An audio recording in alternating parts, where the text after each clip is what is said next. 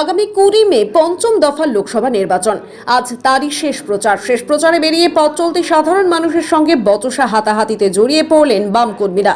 শনিবার মধ্য হাওড়ার নেতাজি সুভাষ রোড এলাকায় পঞ্চম দফা ভোটের শেষ মুহূর্তে সিপিআইএম পার্টির মিছিলে সাধারণ এক পথ চলতি যুবকের সাথে ধস্তাধস্তি করতে দেখা গেল বাম কর্মীদের। ওই যুবক অভিযোগ করেন তিনি সাইকেল নিয়ে যাচ্ছিলেন, সেই সময় কেউ তাকে হঠাৎ চড় মারেন।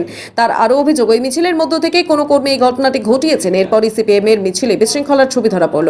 মিছিল চলাকালীন রাস্তার পাশ দিয়ে যাওয়া ওই যুবক সাইকেল নিয়ে যাওয়ার সময় ক্ষিপ্ত হয়ে ওঠে সিপিএম কর্মীরা। তাকে ধরে ওই মিছিলের কর্মীরা ধাক্কাধাক্কি থেকে শুরু করে তাকে ঘাড় ধরে রাস্তার একপাশে বের করে দেয়। ঘটনায় যথেষ্ট বিরক্ত এবং অপমানিত বোধ করেন ওই যুবক। এখানে এসে কলার হাত ধরে মারছে, সাইড দিয়ে যেতে যাবে না। আপনি কি বললেন? আপনি কি বলেছেন? আমি সাইড দিয়ে যেতে চাইছি। উনি বলেছেন আমাকে এই যে আপনাদের মিছিলটা পিছন দিক থেকে ছেড়ে দিয়েছে, সাইড দিয়ে যেতে দিচ্ছে না, এসে লাঠি নিয়ে আমাকে মারতে আসছে। এটা কি হচ্ছে? এটা কি ঠিক হলো? যাচ্ছিলেন আপনি কাজে যাবেন? হ্যাঁ, কাজে যাবো না তো কি করবো বলুন? হচ্ছিল আপনার সঙ্গে? কোনো বছর হয়নি, গায়ে হাত দিয়ে কলার ধরেছে, সবাই দেখেছে। কেন করলো আপনাকে? কেন করলো? আরে দাদা, সাইড দিয়ে যাবো, একটি লোক এসে হঠাৎ করে কি বলবো বলুন? সাধারণ মানুষ, আমার নাম জেনে কোনো লাভ হবে না। যাচ্ছিলেন দাদা?